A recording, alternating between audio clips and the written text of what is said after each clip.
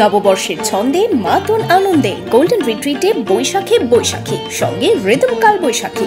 Golden retreat Baharampur শহরে 4 star deluxe premium hotel with luxury and comfort.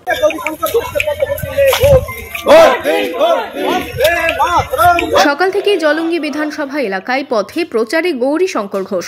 সোমবার সকালে নওদাপাড়া বাজার থেকে প্রচার ও জনসংযোগ শুরু করেন মুর্শিদাবাদ লোকসভা কেন্দ্রের বিজেপি প্রার্থী। এরপর নরসিংহপুর বাজার সাগরপাড়া বাজারে পায়ে হেঁটে প্রচারে অংশ নিলেন গৌরী শঙ্কর ঘোষ।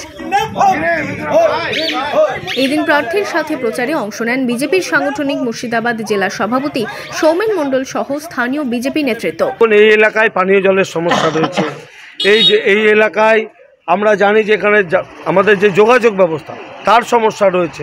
স্বাধীনতার ৭৬ বছর অতিক্রান্ত হলে এখানকার মানুষকে ট্রেন ধরতে গেলে ৫০ কিলোমিটার দূরে যেতে হয়। এখানকার এমপিরা কোনো এমপি কংগ্রেস, সিপিএম, তৃণমূল কোনো এমপি জলঙ্গিকে রেল মানচিত্রে জোড়া যায় এটাকে ভাবেনি।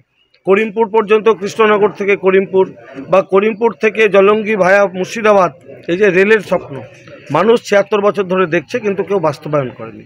আমরা ক্ষমতায় আসলে ৫ বছরের মধ্যে রেল যোগাযোগ এই জলঙ্গিকে জুড়বে, করিমপুরকে জুড়বে, কৃষ্ণনগর, মুর্শিদাবাদ জুড়বে। বিজেপি ক্ষমতায় আসলে পরিযায়ী শ্রমিক বলে কিছু থাকবে না। নিরাপত্তার অভাব বোধ করছে মানুষ। আইনের শাসন বলে কিছু নেই, তৃণমূলের শাসন চলছে।